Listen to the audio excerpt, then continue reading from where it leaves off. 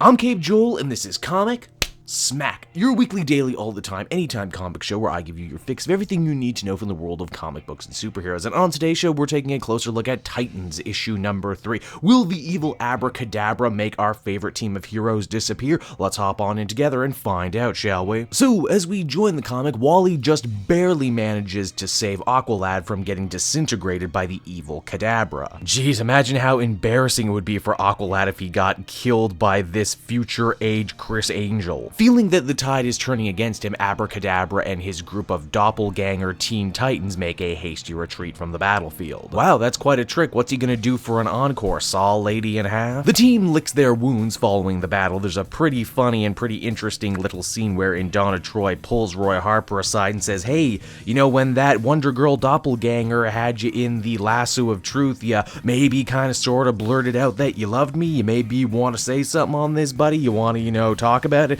Maybe take off that stupid trucker cap? Well, you do. Roy tries his hardest to save face in this situation, going, yeah, of course I love you, Donna, as a friend, as like a sister. I mean, it's a doppelganger lasso. You can't trust anything that was coming out of my mouth at that point. It was all illusions. It was all magic.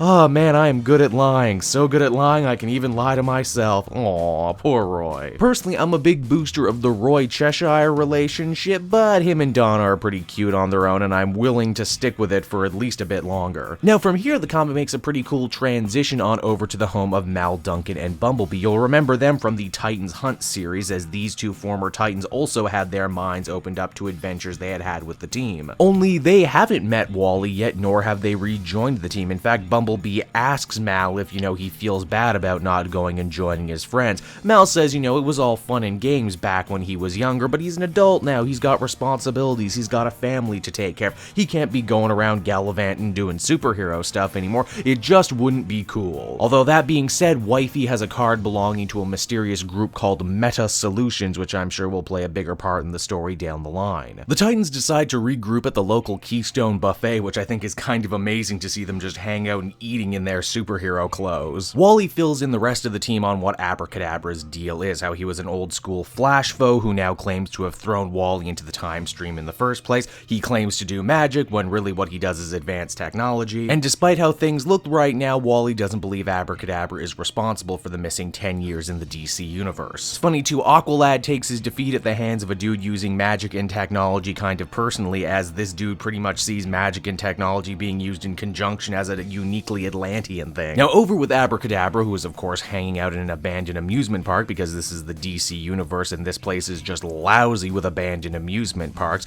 the baddie grills his doppelganger Teen Titans for information about defeating them. Fake Wally says that real Wally may have gotten even more powerful in the time spent in the time stream, and that he now might be able to tap into Speed Force abilities never believed possible before, but despite all that, he's still incredibly fragile and shell-shocked. Kadabra is then reminded of Linda Park, Wally West's one and true love. In his timeline, they hadn't met yet, and he figures if he can interfere with that here and now, he can truly break and destroy Wally West once and for all. After that, we actually flash over to Wally, who, upon Omen's advice, decides that maybe he should try again to introduce himself to Linda without freaking her out.